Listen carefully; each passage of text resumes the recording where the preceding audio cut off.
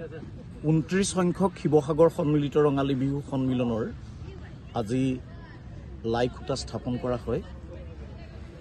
ঐতিহাসিক বৰ্ডিং খেলপথাৰত 1997 চনত আৰম্ভ হোৱা শিৱসাগৰ সন্মিলিত ৰঙালী বিহু সন্মিলনে ক্ৰমাগতভাৱে আহি এই বৰ্ষত 29 সংখ্যক বৰ্ষত ভৰি দিলেহি।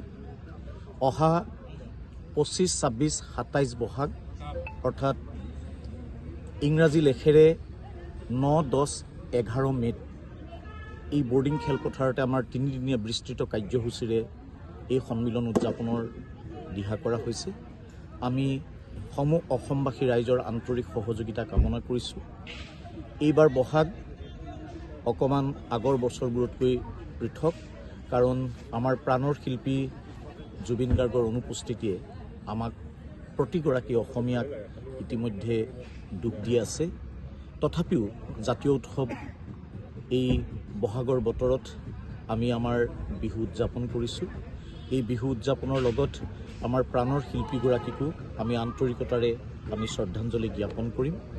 আৰু বিগত সময়ছোৱাৰ দৰে আমাৰ অন্যান্য কাৰ্যসূচীসমূহ থাকিবই, কিন্তু আমাৰ প্ৰথম দিনা শিৱসাগৰৰ সমাজ জীৱনৰ প্ৰতি অৰিহণা আগবঢ়োৱা 29 গৰাকী বিশিষ্ট ব্যক্তিক আমি বিহুৰ ওলগ জনাম। আৰু সমান্তৰালভাৱে আমি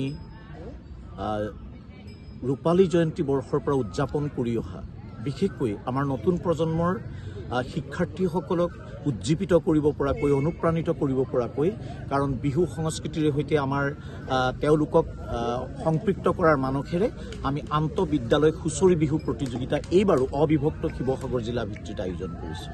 আমি আমাৰ শিৱসাগৰ আৰু চৰাইদেউ জিলাৰ শিক্ষানুষ্ঠানসমূহৰ আমাৰ পৰম শ্ৰদ্ধাৰ শিক্ষাগুৰুসকলক আহ্বান জনাইছোঁ, প্ৰতিখন শিক্ষানুষ্ঠানৰ একোটি দলে যাতে এই প্ৰতিযোগিতাত অংশগ্ৰহণ কৰি আমাৰ পূৰ্বৰ ধাৰাবাহিকতা অক্ষুণ্ণ ৰখাৰ ক্ষেত্ৰত আপোনালোক প্ৰত্যেকে সহযোগিতা আগবঢ়ায়। ধন্যবাদ।